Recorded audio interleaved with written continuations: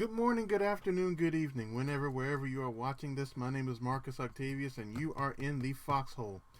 So, as some of you may or may not know, last night I recorded a very specific video, excuse me, in regards to some current ongoing controversy involving Dolly Parton and I would say a working entertainer, a gentleman who goes by the name Unknown Henson on stage.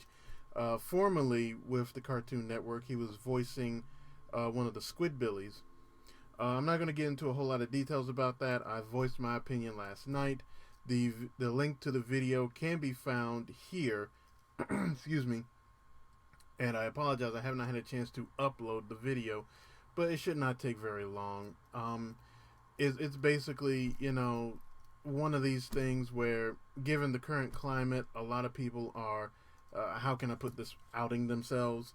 And I basically voiced my opinion on it. One thing that, and as a matter of fact, a friend of mine made a point of this.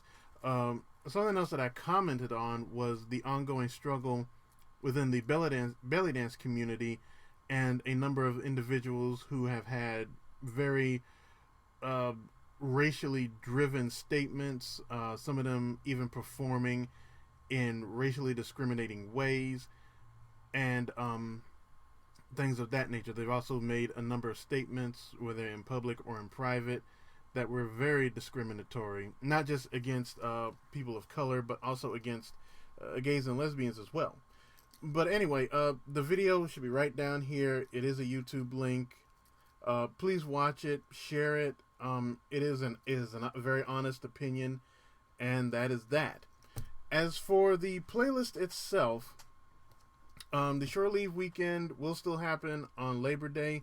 I've already posted the event on Facebook. It should be right down here as well. It's looking to shape up to be pretty good. One of the things, if you watched last week, I said that this particular special assignment will be geared towards tribal music, traditional music. It has a bit of a more world music feel. I found a lot of videos that are definitely into that, rock and roll bagpipes, if you will, and things of that nature. Of course, the Shore Leave After Dark playlist, which is the Foxhole playlist, given a more club, dance club, goth club kind of feel, is also shaping up, and the Arabic versus African drum class, the lecture, if you will, video is shaping up as well. So Labor Day weekend, all three of those will drop Friday, Saturday, Sunday night. Keep your eye on it on the Facebook page, and also I'll be posting something on YouTube about it.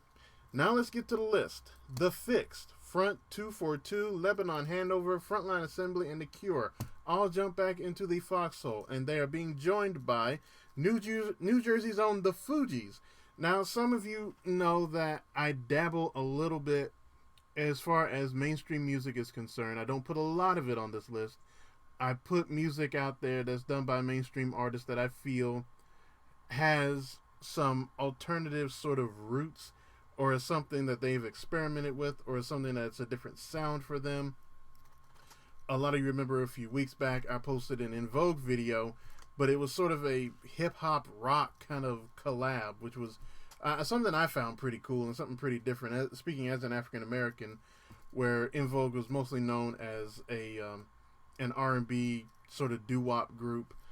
The Fugees are a very interesting group. They've only released 2 albums, both in the mid to late 90s. Their biggest hit was obviously The Score, which went on to go to multi-platinum status and also won them a Grammy. One of the things I like about them as a hip-hop group is that they're at a time when we're sort of post-Tupac, post-Biggie, these sort of what you see very prevalent now with the women, the music, the guns, and all this. They did not indulge themselves quite in that. They were doing a little bit more socially conscious type stuff. They were definitely a different sort of rap group that made their mark. And I personally found them to be very enjoyable. All 3 members, Lauryn Hill, Wyclef Jean, and Pras, went on to have solo careers with varying degrees of success. Wyclef went on to have a solo career as well as a writer and producer of different sort of music, as well as Pras. Pras is unfortunately in a bit of a pickle right now legally with some connections to contributing money to the Obama campaign back when Barack Obama was running. And arguably the most successful out of this is Lauryn Hill, who has gone on to have a couple of multi-platinum albums and influence a number of different artists, one of which including Kendrick Lamar, who has been featured on the playlist before. Moving on to Machines of Loving Grace, a Tucson-based industrial band. A lot of industrial fans, rivet heads they're called, a lot of goths, will know Machines of Loving Grace.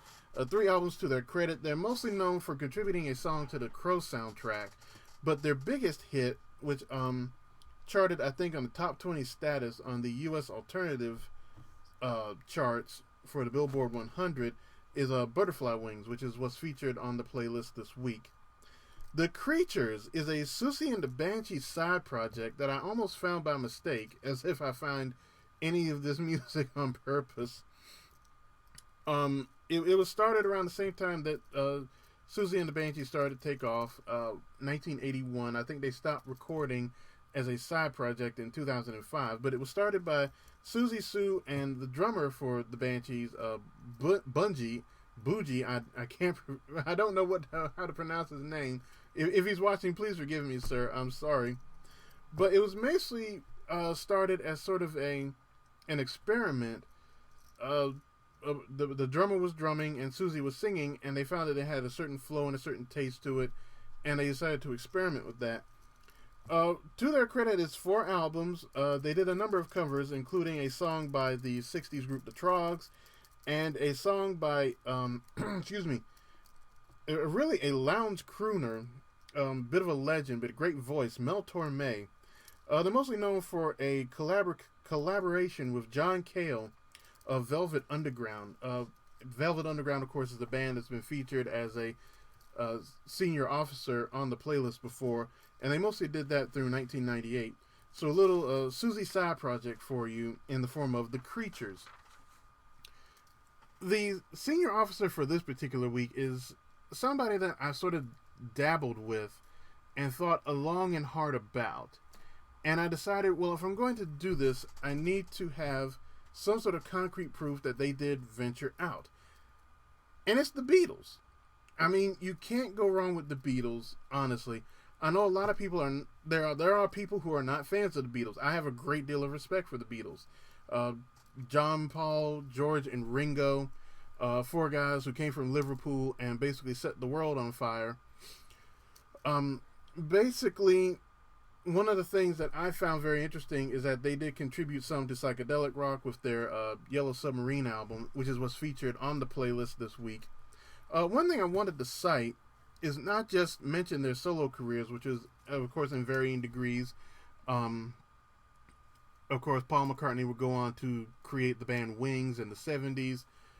And the others would also have solo careers of varying degrees of success. But in 1985, there was a bit of a controversy. Michael Jackson and Paul McCartney were very good friends up until this point, and they had recorded a number of albums together. And unfortunately, they had a falling out because in 1985, Michael Jackson purchased the company ATV for a reported $47.5 million. This acquisition gave him control over the publishing rights to more than 200 Beatles songs, as well as 40,000 other copyrights. It would take almost 2 or 3 more decades for John Lennon's group, his estate, and Paul McCartney to get something of those rights back. To their credit, they still received royalties from the music, but Paul McCartney and Michael Jackson were just really good friends until Michael decided to sort of stab him in the back, if you will, and just take his music from him. Which is, I know it's a sad story to end on, but it is something of musical history. But Yellow Submarine, I believe, is the song I picked to represent the senior officer this week, which are the Beatles, John, Paul, George, and Ringo. Please like, share, subscribe. All the links are down below. Facebook, Twitter, and my email. The my commentary on the unknown Henson situation involving Dolly Parton, as well as my commentary on racist belly dancers, for lack of a better word, will also be down here. I am Marcus Octavius. Please enjoy the list.